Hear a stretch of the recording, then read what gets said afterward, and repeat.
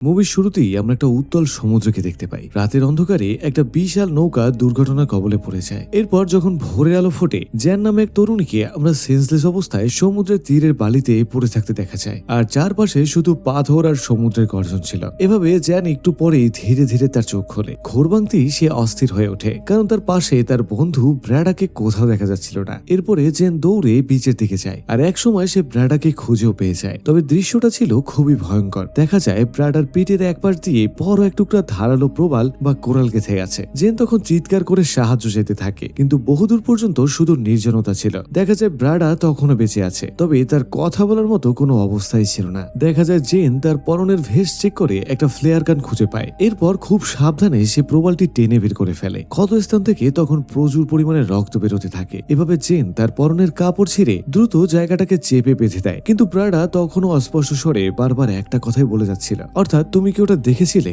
এভাবে ব্র্যাডার অবস্থা ক্রমেই খারাপ হতে থাকে। জেন তখন ভাবে তার প্রচন্ড পানির তৃষ্ণা পেয়েছে, তাই সে জঙ্গলের ভিতর দৌড়ে যায় যদি কোনো ডাব বা পানি পাওয়া যায়, কিন্তু জঙ্গলের ভিতর ঝোপঝাড়ে। এভাবে অনেকক্ষণ খোঁজার পর একটা নারকেল জোগাড় করে ফিরে আসে, কিন্তু এসে যা দেখতে পায় তাতে করে তার পৃথিবীটা যেন একেবারে থমকে যায়। ততক্ষণে ব্র্যাডা তার শেষ নিঃশ্বাস ত্যাগ করেছিল, আর জেন এখন এই বিশাল দ্বীপের বুকে একদম একা ছিল, আর এই দ্বীপটা ছিল একেবারে রহস্যে ঘেরা। এভাবে জেন সমুদ্র সৈকতের পাশ দিয়ে হাঁটতে থাকে, কিন্তু অদ্ভুতভাবে সে যতবারই হাঁটে গোল গোল ঘুরে আবারও ব্র্যাডার লাশের কাছে ফিরে আসে। এভাবে সে বুঝতে পারে যে জঙ্গল ছাড়া বেরিয়ে যাওয়ার তার কাছে কোনো উপায় নেই। এরপর সে জঙ্গলের ভিতরে ঢুকে একটা অদ্ভুত পুরনো ব্যাগ দেখতে পায়, আর সেই ব্যাগ থেকে ওষুধ, কিছু সোডার বোতল আর ম্যাচের কাঠি ও খেলনা ভর্তি ছোট্ট একটা ব্যাগ খুঁজে পায়। আর এতে করে বোঝা যায় যে এই দ্বীপে তার আগেও হয়তো কেউ এসেছিল, কিন্তু তাদের ভাগ্যে আসলে কি হয়েছিল তা কেউই জানে না। এরই মধ্যে জঙ্গলের ভেতর দিয়ে এক ভয়ঙ্কর আওয়াজ ভেসে আসতে থাকে। দেখা যায় জেন ভয়ে ভয়ে শব্দটা অনুসরণ করে একটা বিশাল ফাঁপা গাছের নিচে গিয়ে দাঁড়ায়, আর যেই গাছের কুটুরিতে উকি দেয় অমনি তার ভেতর থেকে একটা বিশাল আকৃতির পাখি ঝাপটা মেরে বেরিয়ে আসে। এতে করে জেন তখন ভয়ে চমকে ওঠে। দেখা যায় সূর্য তখন ডুবে যাচ্ছিল, আর আকাশটা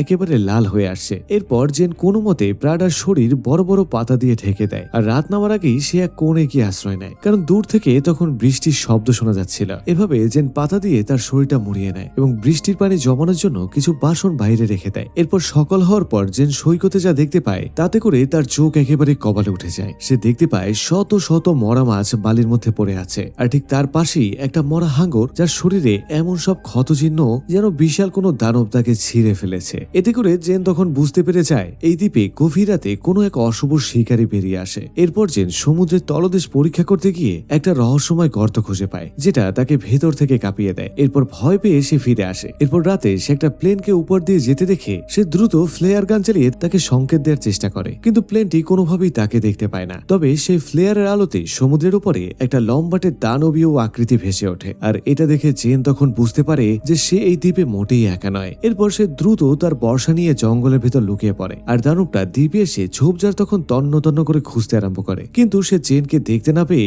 একসময় সেখান থেকে চলে যায়। এর পরের দিন সকালে জেন দেখে যে তার ক্যাম্পের সমস্ত কিছু ধ্বংস করে ফেলছে এই দানবটি। এরপর সে কুড়িয়ে পাওয়া সরঞ্জামগুলোর মধ্যে কিছু ছবি খুঁজে পায়। পুরো ছবিগুলোতে ভালো করে তাকিয়ে দেখে যে ছবিগুলোর ব্যাকগ্রাউন্ডে সেই দানবের চোখ জ্বলজ্বল করছে। এটা দেখে জেন তখন সেখান থেকে পালানোর জন্য মরিয়া হয়ে ওঠে, আর সে তার লাইফ জ্যাকেটগুলোকে একটা সুটকেসের মধ্যে ভরে সেটাকে ভেলা বানানোর চেষ্টা করে, কিন্তু সুটকেসটা পর্যাপ্ত না হয় তার ওজন নিতে পারে না। তাই হতাশার রাগে সে সুটকেসটাকে বালিতে ছুঁড়ে ফেলে দেয়, আর রাত নামলে সেই ফাঁপা গাছটার ভেতরেই সে ঘুমিয়ে পড়ে। কিন্তু দেখা যায় গভীর রাতে সেই দানবের গর্জনে তার ঘুম ভেঙে যায়। দেখা যায় দানবটা তার গাছের গুড়ি ধরে তখন নাড়াচাড়া করতে থাকে, যেন সে জানে যে জ্যান তার ভেতরই আছে, কিন্তু জ্যানও তখন পাথরের মতো স্থির হয়ে শ্বাস আটকে সেখানেই পড়ে থাকে। এভাবে অনেকক্ষণ তাণ্ডব চালানোর পর দানবটা বিরক্ত হয়ে সেখান থেকে চলে যায়। এরপর কয়েকদিন জেন মাছ ধরে সেখানে টিকে থাকে, এমনকি সে একটা ছোট্ট হাঙরও শিকার করে ফেলে, কিন্তু দেখা যায় সেই রাতে সেই হাঙরটাও দানবটা এসে নিয়ে যায়। এরপর সৈকতে ভেসে আসা একটা নতুন মৃতদেহ দেখে জ্যান তখন শিউরে ওঠে।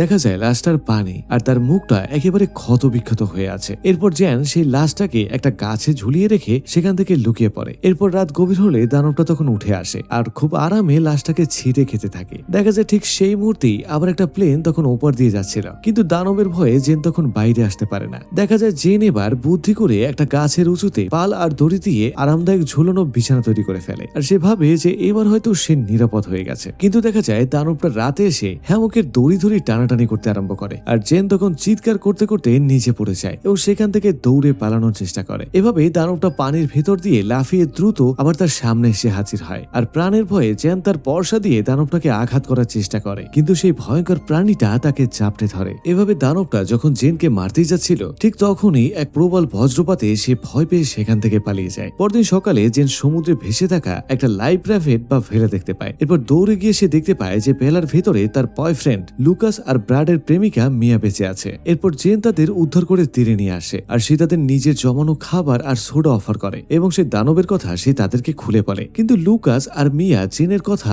একদমই বিশ্বাস করে না। তারা মনে করে যে জেন হয়তো একা থাকতে থাকতে একেবারে পাগল হয়ে গেছে। এভাবে জেন লুকাসের সুইস নাইফটি ধার দিয়ে মাছ পরিষ্কার করতে গিয়ে দেখে তার মধ্যে রক্ত লেগে আছে। এতে করে সে লুকাসকে সন্দেহ করতে আরম্ভ করে। এরপর জেন তখন চুপি চুপি সেই ভেলা নিয়ে পালানোর চেষ্টা করে। দেখা যায় লুকাস আর মিয়া তাকে ধরে ফেলে এবং ঝগড়া বিপদের এক পর্যায়ে মিয়া জেনকে বৈঠা দিয়ে আঘাত করে তখন অজ্ঞান করে ফেলে। এরপরে জেনের জ্ঞান ফিরলে সে নিজেকে একটা গাছের সঙ্গে বাঁধা অবস্থায় দেখতে পায়। আর লুকাস যখন তাদের সম্পর্কের সমস্যা নিয়ে অভিযোগ করতে আরম্ভ করে, তখন লুকাস জেনকে বলতে থাকে সে কতটা অকৃতজ্ঞ যে লুকাসকে একা ফেলে পালিয়ে যাওয়ার সাহস করছিল। ঠিক এই সময় মিয়া বিচের দিকে যায় এবং ভুল করে সে দানবটির কবলে পড়ে যায়। এভাবে মিয়া চিৎকার করে উঠলে লুকাস তখন মশাল নিয়ে তাকে বাঁচাতে দৌড় দেয়, কিন্তু দানবটি ততক্ষণে মিয়াকে ছিঁড়ে খুঁড়ে টেনে নিয়ে যায় সমুদ্রের গভীরে। আর মিয়ার মৃত্যু তখন লুকাসের চোখ খুলে দেয়। সে বুঝতে পারে যে জেন হয়তো ঠিকই বলেছিল। এরপর লুকাস যখন বৈঠা পাইতে শুরু করে, জেন তখন ভেলার ভিতরেই সেই রক্তের দাগগুলোর দিকে তাকিয়ে অস্বস্তিতে পড়ে যায়। আর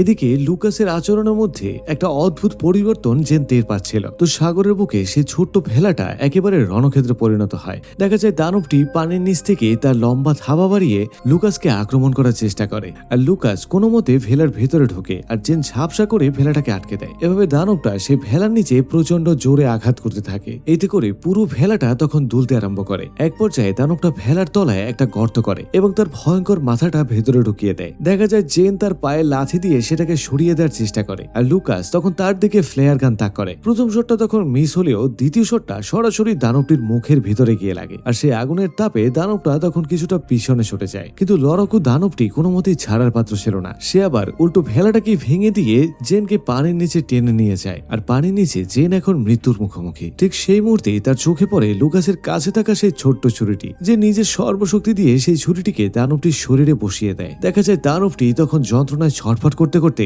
জেনকে ছেড়ে দেয়, আর লুকাস তখন জেনকে বাঁচাতে পানিতে ঝাঁপ দিয়ে দেয়। কিন্তু এই দানবটি এবার লুকাসকে টার্গেট করে এবং টেনে নিয়ে যায় সেই গভীর রহস্যময় গর্তের দিকে। এভাবে জেন চিৎকার করে কাঁদতে কাঁদতে তখন একা একা তীরে ফিরে আসে। দেখা যায় তীরে ফিরে জেন একেবারে ভেঙে পড়ে না, বরং তার ভেতরের প্রতিশোধের আগুন জ্বলে উঠতে শুরু করে। আর সে জানে যে এই দানবটিকে মারতে হলে তাকে একদম নিখুঁত পরিকল্পনা করতে হবে। এজন্য সে দ্বীপের চারপাশে তখন গর্ত করতে শুরু করে দেয় এবং পুরনো কঙ্কালের হাড় দিয়ে সে একটা বর্ষা বানিয়ে নেয়। এরপর সে এমন এক ফাঁদ পাতে যেন দানবটি মাছের গন্ধে সৈকতে উঠে আসে। এরপর রাত নামার সাথে সাথে দানবটি আগুনের গন্ধে সৈকতে উঠে আসে, আরো যেন তখন বুদ্ধি করে তার চারপাশে আগুন লাগিয়ে দেয়। দেখা যায় দানবটি আগুনের গোলক ধাঁধায় আটকে পড়ে, আর জেন তখন অন্ধকার থেকে বেরিয়ে আসে। আর তার হাতে ছিল সেই হাড়ের তৈরি করা সেই বর্ষাটি, যেটা সে দানবটির পিঠে এক এক করে বসিয়ে দিতে থাকে। আর দানবটি জেনকে সরাসরি আছাড় দিয়ে নিচে ফেলে দেয়। কিন্তু জেন তখন হার মানার পাত্রী ছিল না। সে তার ভাঙা পা আর ক্ষত বিক্ষত শরীর নিয়ে আবারও উঠে দাঁড়ায়। এরপর দানবটি যখন তার মুখের উপর থাবা বসাতে যায়,